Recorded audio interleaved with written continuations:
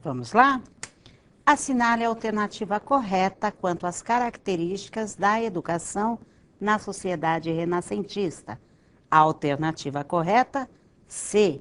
A educação no Renascimento buscava tornar-se cada vez mais laica para divulgar os ideais humanistas e burgueses. Não podemos esquecer que estávamos querendo nos distanciar daquele conhecimento religioso que durante 1000 anos imperou durante o período medieval. Queremos agora olhar o homem, compreender o homem, olhar a natureza e compreender esta natureza. As principais revoluções burguesas. Isto é muito importante para compreendermos, inclusive, a contemporaneidade. As principais revoluções foram Revolução Industrial, na Inglaterra, Revolução Francesa, na França. A Revolução Industrial foi uma revolução nos modos de se produzir a vida material. Invenção da máquina a vapor, a produção artesanal passa das manufaturas para as fábricas e atinge grandes patamares. O que significa isso? Muitos produtos sendo lançados no mercado. Já na Revolução Francesa, nós temos o quê? A tomada do poder pela burguesia. Participação de camponeses e artesãos e a superação das instituições feudais. O que isso significa? Centralizamos o poder nas mãos do rei. Só que o rei estava interferindo demais no nosso comércio. O que fazemos? Tiramos o rei. O que tem esse legado, né, da Revolução Francesa? Proclamação do Estado secular, participação popular pelo voto, instrução pública, laica, estatal e gratuita, ou seja, olha só a instrução para todos, serviço militar generalizado e direitos de cidadania. Divórcio, igualdade dos filhos perante a herança de todos, porque só o mais velho tinha direito, né, aos bens materiais de seus pais, abolição das torturas e dos castigos físicos, que até então eram muito comuns, condenação da escravidão. Não queremos mais o que? É a escravidão, em hipótese alguma. Primórdios da emancipação feminina, a mulher começa a participar, ou pelo menos ter mais espaço para a participação efetiva na vida social e política. Sonho idealista de que devemos viver liberté, ou melhor, liberdade, igualdade e fraternidade. Desenvolvimento da educação estatal. Princípio da educação universal. Iniciação do laicismo. Organização da instrução pública. Acentuação do espírito cosmopolita, universalista, que une pensadores e educadores de todos os países. Isto é o que nós verificamos em todo este movimento iluminista que influencia toda a forma de pensar dos filósofos e teóricos posteriores a este movimento.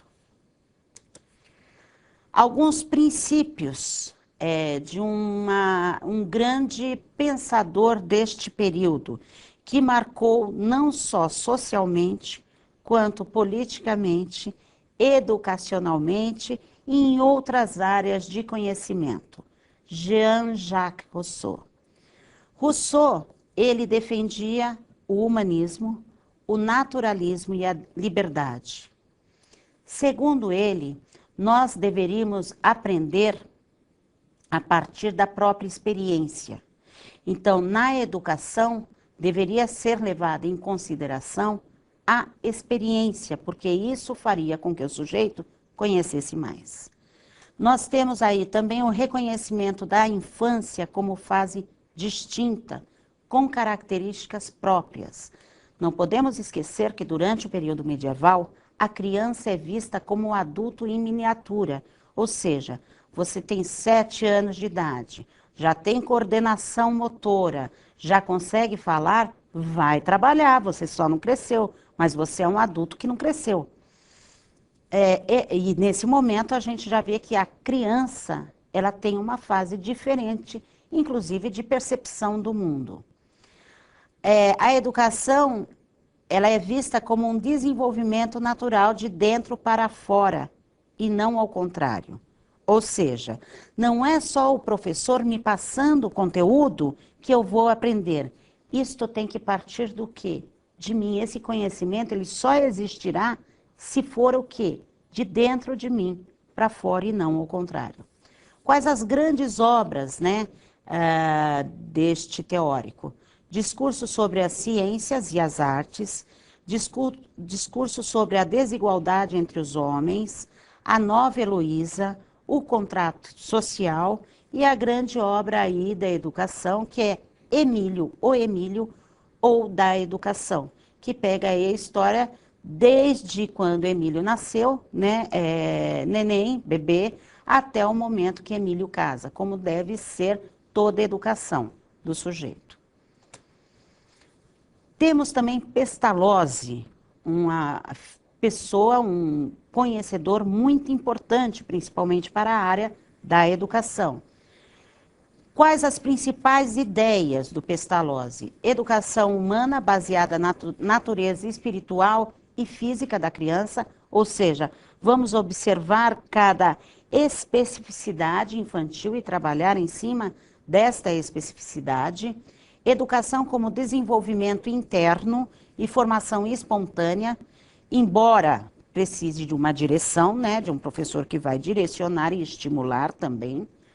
Educação baseada nas circunstâncias em que se encontra o homem, ou seja, voltada para a realidade. Educação social e escola popular, ele vai defender a educação para todos.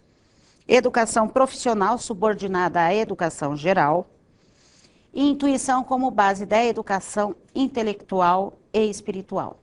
Não podemos esquecer que Pestalozzi, ele mesmo, acabou abrindo uma escola para pegar principalmente crianças pobres e órfãs, né, naquele momento histórico, a preocupação com o grande povo, né, o povo em geral que não tinha acesso à educação formal. O século XX. Passamos aí, durante todo esse período, passamos no século XVI, XVII, XVIII, chegamos no século XX e temos muitos conflitos. Quais os principais conflitos desse período? Vamos ter logo no início do século XX a Primeira Grande Guerra, Primeira Guerra Mundial. Vamos ter a Revolução Russa em 1917, o nazismo na Alemanha a partir de 1933. Ao seu lado, nós temos também o fascismo na Itália. O fascismo na Itália começa em 1922. Temos a Segunda Grande Guerra, que começa em 1939. E o que calou o mundo, a bomba atômica de Hiroshima e Nagasaki, em 1945. Teremos a Revolução Cubana, a guerra no Vietnã, o golpe militar aqui no Brasil, a queda do Muro de Berlim, que muitos ainda podem, eu lembro até hoje o momento que eu vi a queda ao vivo e a cores transmitido pela televisão. Temos a desagregação dos estados socialistas, ou seja, o que formava a União Soviética, a União dos Países Soviéticos. E temos aí a guerra no Iraque. Esses os principais acontecimentos que marcaram aí o século XX e que vão permear toda a história da humanidade durante esse século. Quais as principais conquistas do século XX? Extensão do direito de voto às mulheres e aos analfabetos. O que significa isso? Resultado de luta que nós já estávamos observando a partir do próprio movimento iluminista e pós-Revolução Francesa. As mulheres começam a participar mais da vida pública. Temos a intensificação dos direitos do cidadão. Direitos às mulheres, crianças, trabalhadores, idosos, as etnias e as minorias. Embora ainda, num primeiro momento, em passos pequenos, já vamos observar isso. Temos uma intensificação dos direitos e defesa do meio ambiente e dos animais. Quais as invenções desse século XX? Automóvel, avião, telefone, cinema, rádio, televisão, computador, TV de plasma, TV digital, máquina de lavar roupa, ar-condicionado, ou seja, estamos modificando a natureza para o bem do ser humano. Teoricamente, o bem do ser humano. Voos espaciais, chegada à Lua, satélites, descobertas de antibióticos, vacinas, contraceptivos, desenvolvimento de novas técnicas, tratamento para várias enfermidades. Temos também o quê? A criação da internet, do telefone celular, DVDs, entre outras coisas. Como fica a educação? Apesar dos graves conflitos que marcam aí o século XX, como verificamos, né, as guerras, entre outros conflitos, foi nesse período que o ideal de democratização de educação se espalhou. Temos aí uma forte pressão da classe trabalhadora, necessidade de qualificar a mão de obra pela industrialização, temos que ter qualificação, e temos aí vários países europeus e americanos realizando profundas modificações na educação. No século XX, a educação primária foi levada a grandes contingentes, ou seja, nós estamos buscando não só as elites, mas estamos buscando que todos tenham aí acesso, né, à educação formal. Em consequência da democratização, produziu-se mais uma maior demanda de ensino médio e ensino superior, que suscitou na segunda metade do século XX um problema universal. A universidade, criada para educar uma minoria, que era elite, agora ela está o quê? Recebendo também não só a elite, né? Mas toda essa massa que teve acesso aí à educação pública. Dentro disso, nós temos algumas propostas, como, por exemplo, a proposta de Dewey.